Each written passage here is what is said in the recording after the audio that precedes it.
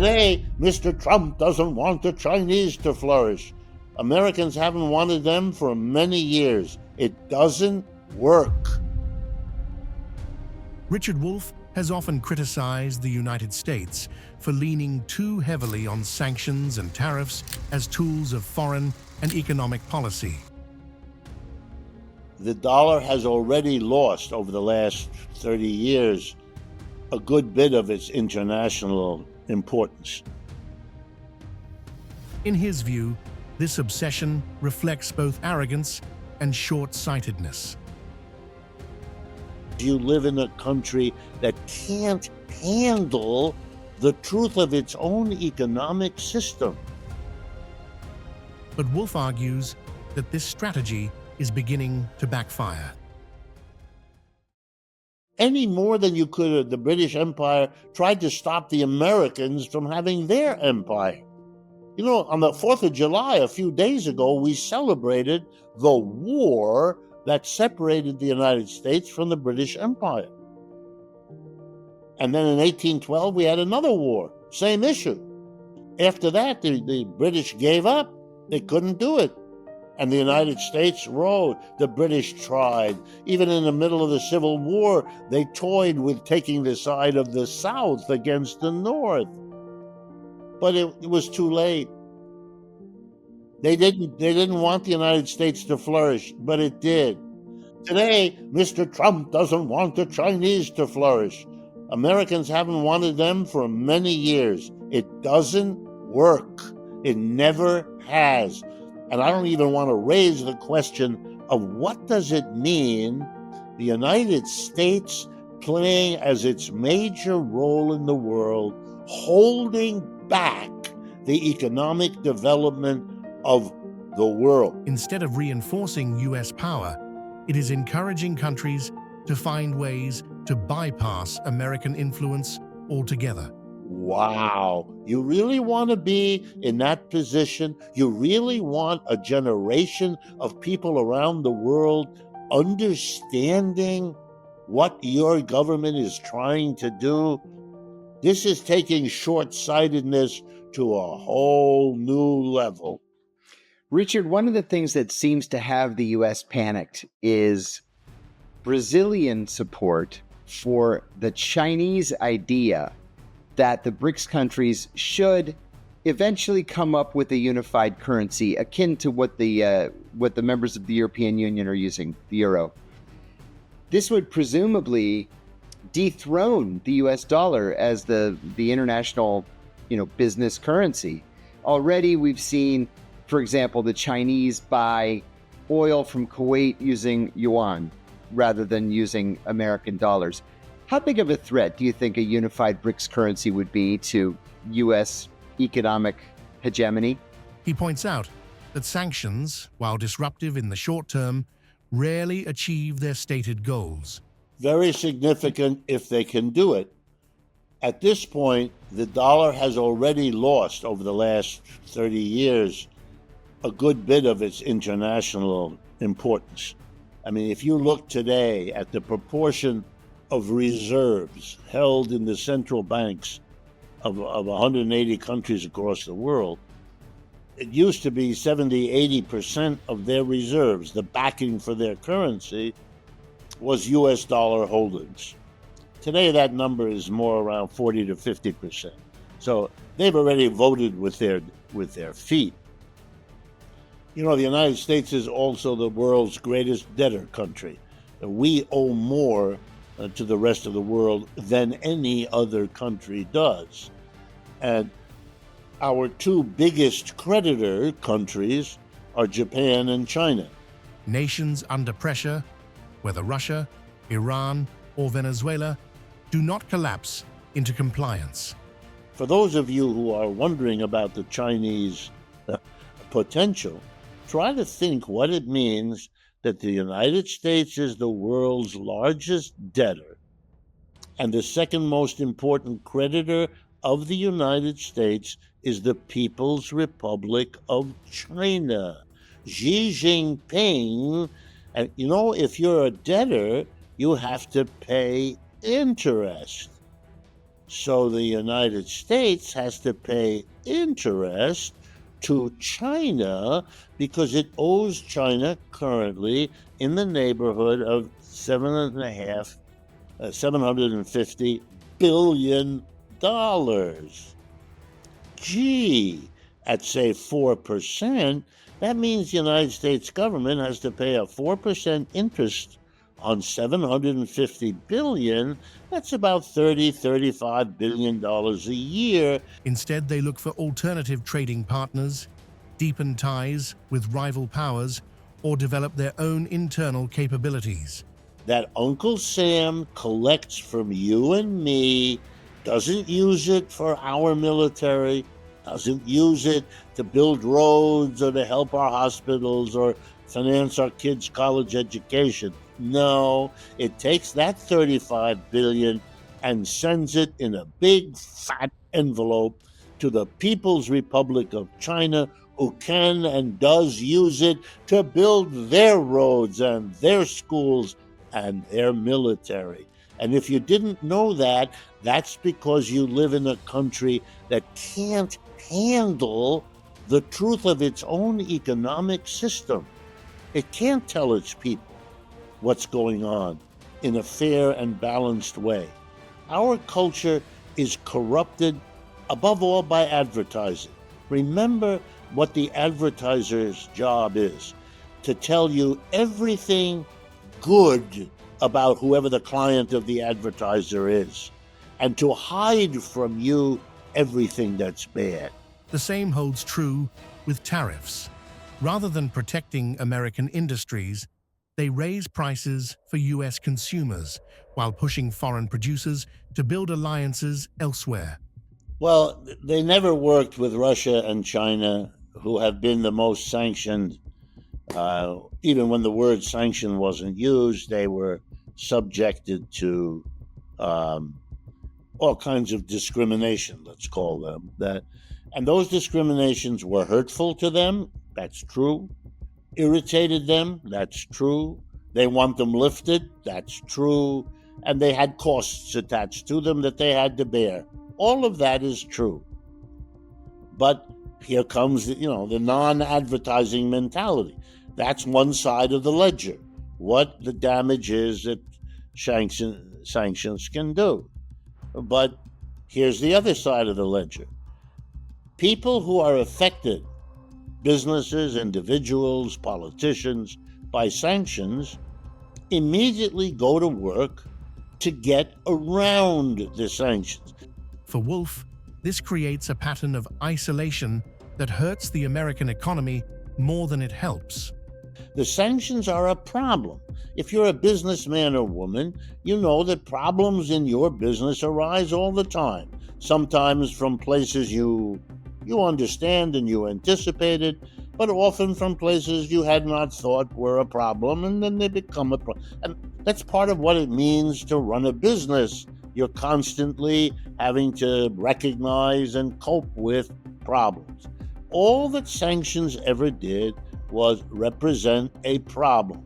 So, for example, if Russia wants to sell oil to a country, and the United States threatens that country with consequences if they buy the oil, all right, now let's see. One option, send the oil to a third country, take it out of one ship, put it in another ship, and then the oil is registered as coming to the country in question from some third country that has no problem with the United States for now. Wolff also emphasizes that the rise of global alternatives accelerates this decline in effectiveness. If the United States figure this out and then applies the sanction to the next country, they keep going to another country. Every time they do that, there are costs involved. It's a pain in the neck. You have to, bribe officials. You have to pay extra with storage costs. They don't want it, but they know how to get around it. And the oil is a basic necessity, so they're going to do it. Here's a second. You come up with a way of disguising it. That it looks like it's a ship full of grain. It isn't. It's got a layer of grain, and underneath it is the oil. I could go on and on. There's a catalog of them, but there's lots of literature, articles and books that are available to anyone who seriously wants to understand this, to let them know that sanctions have a very hard time ever having the effect that they're supposed to have. So what's going on? Part of the story you've heard, because the American media and others around the world carry this simple-minded story. Here's how it goes. The war in Ukraine was a joint effort of the United States and Western Europe, maybe even all of Europe. Then came President Trump, who basically withdrew the United States from an open-ended commitment to Ukraine, the kind that President Biden had repeated, and the kind that all of Europe's leaders, with a few exceptions, also repeat. Mr. Trump said, no more, not doing it.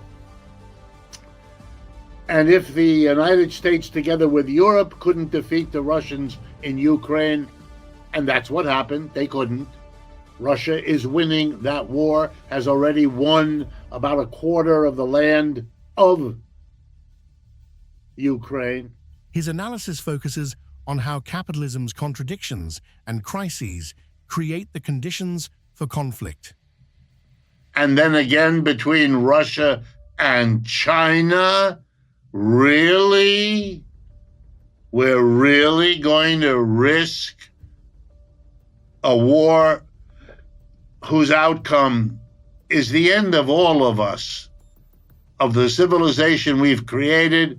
If we're not literally wiped out as a species, we will be driven backwards in time in a way that ought to make everyone stop and sit down. Last thing, as recently as March of this year, Tulsi Gabbard, as the head of our intelligence operations in this country, responded to questions in the Congress by saying there was no immediate danger that Iran would even have a nuclear weapon, let alone the capacity to use it. When economies falter, when inequality grows, and when governments fail to meet the needs of their populations, ruling elites often turn outward. Clearly can win much or all of the rest of it if it wants. It's not clear that it wants. Why should it? But in any case, if the United States withdraws, then it's absurd to imagine. Let me say that again. It's absurd to imagine that Europe could win in Ukraine without the United States when it failed to do so with the United States. That's not a serious idea unless you listen to European politicians. They like to think so. But as I'm going to show you, there are reasons why they talk like that. Realism is not one of them.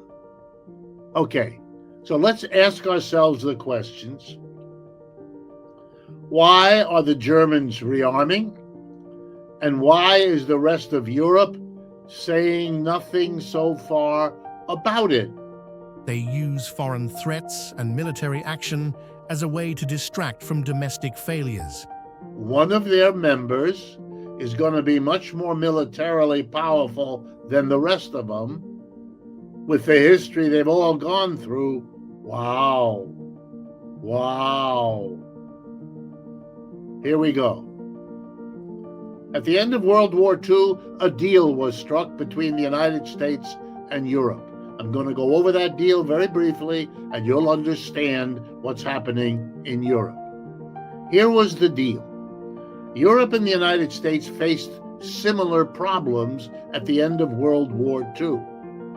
Both Europe and the United States had gone through a terrible collapse of the capitalist system known as the Great Depression. really shook both countries. The only thing that finally ended that depression was World War II, from 1940 roughly to 1945.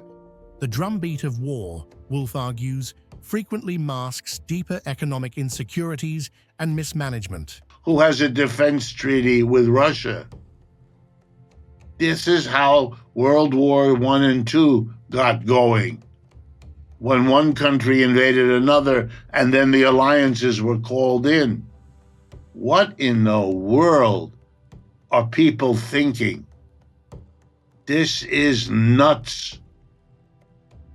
And the fact that there might be this much chance that Iran is somewhere near nuclear weapons. By this point, how much difference does that make? There are probably 20 countries that have some kind of nuclear weapons program. North Korea, we know, has it. Russia, China, we know, has it. France and Britain have it. Germany, likely going to get it soon. India has it. Pakistan has it. Come on. This is a matter of when, not whether. He also stresses that war is not just an accident, it is profitable. And that means supporting governments, whether they're dictators or not, that are friendly to American business, and smashing governments that are unfriendly. Indeed, the only change that has happened is the change since Vietnam.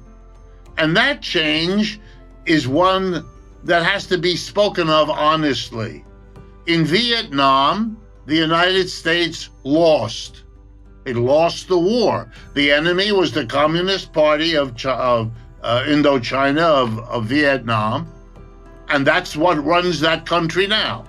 We were defeated, we invaded, we had hundreds of thousands of troops, they were defeated, they were driven out, and the Communist Party of Vietnam is now in charge of the government. That's what it means when you lose. Arms manufacturers, defense contractors, and financial elites stand to gain enormously from heightened tensions and military spending.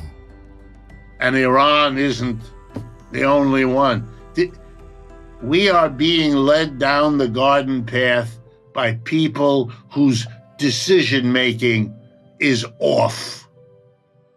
The United States has gotten together with all kinds of dictators around the world, non-dictators around the world, seeming not to care what they were, except for internal publicity. We don't like dictators. Sure we don't. We are in bed with all of them. And we're in bed with some who aren't dictators. Well, then what is it that we are doing? Answer, we are protecting our interests, which is a polite way of saying we are taking care of the big oil companies who have interests around the world and the big, large corporations who have interests around the world. In Wolff's view, the push toward war reflects the priorities of a system where profit overrides human needs. Small manufacturers face rising input costs. Farmers lose export markets. Everyday Americans pay more for goods that used to be affordable. Inflation bites harder. Scientists leaving one part of the world and moving their careers to another, I could go on. We're seeing it already starting, and this is a very, again, this is so stark that it makes me wonder that the level of anxiety about the conditions here in the United States among the people at the top may be much more advanced than we know, because they work very hard not to have us see what the problem is. And so even we are taken in with our critical approach not to see just how bad this situation. Otherwise, why would they do this? And yet, the administration spins this as patriotism. Wolff argues that this is not an economic strategy. It's a political survival mechanism. Had he done it, had he raised the tariffs either uniformly or if he wanted to vary them differently and then stuck with it, it would be one thing. But to do what he did and then to bounce around, to delay them, to make them temporary, to change them up or down, with Canada, with Mexico, on and on, the creation of a layer of enormous uncertainty. And let me explain why that's so crucial. Business person after business person that I've spoken to says to me, and it's, by the way, well known in the literature, that uncertainty is the biggest enemy of an investment program. The problem is not it's profitable. The problem is really what's the probability that it will be profitable. Trump, backed into a corner by scandals and falling approval ratings, is weaponizing economic policy to create the illusion of control.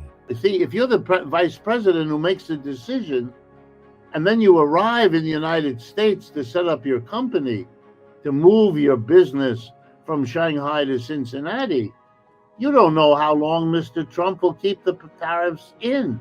Will he raise them? Will he lower them? Will that happen under him? Will it happen under his successor? Moving a factory or anything like that is a multi-year operation at enormous cost. They're not going to make those decisions, those costly decisions, when Mr. Trump has not only shown them all the reasons why not to do it, but he's also added the layer of uncertainty, which makes it even more unlikely that you're going to see meaningful movement. You may see promises that we will invest $500 billion in the next decade, but that can work out and that cannot work out. And everybody who's involved in this knows that story only too well. For Wolff, the solution isn't protectionism, it's transformation. Real investment in public goods, real labor protections. It is now pretty well known, although not here in the United States, that the best and the cheapest electric car and truck on the market, at least now, is the BYD car and truck coming from China. And it had a tariff, I think Mr. Trump put it on around 27%, and then Mr. Biden raised it to 100%. And so currently, if you want to get a BYD electric vehicle, you have to pay, for example, $30,000 that goes to China to pay for the vehicle, and then another $30,000, 100% tariff tax goes to Uncle Sam. So that if you want to buy it here, it would cost you $60,000, and that you're not going to do that in most cases. Real accountability for elites, whether they're on Wall Street, in government, or on private islands. You're going to settle for an inferior car, electric car or truck. You're going to pay $45,000 to $50,000 to $55,000 to General Motors or Tesla or Ford or someone, Toyota. And you're going to end up with having spent more than the $30,000 it costs to get the vehicle and getting a poorer quality vehicle. Now, keep this in mind as I explain what you know, which is every American company that competes in the world economy and buys as an input either electric vehicle cars or electric trucks, every one of those competitors around the world is going to have an advantage over the American because of the tariff. The Americans cannot access $30,000 BYD trucks. The tariff precludes them. They have to pay $60,000 or do without the truck. Until then, he warns, the US will keep trading justice for spectacle, and workers will keep paying the price. And that means their competitor, whether that competitor is in China or Europe or Asia or Africa, is going to be able to outcompete the American, and the more goods are tariffed and that fall into that situation, the more you're going to lose jobs here. When he says, I'm going to protect the workers here by not letting BYD in, that's correct. He's going to protect some workers, but he's going to be doing it at the price of the jobs of other workers in the competitive story I've just told. This is not rocket science, and it means that the danger here is not only that he won't succeed, but he'll do damage that will take a long time to correct.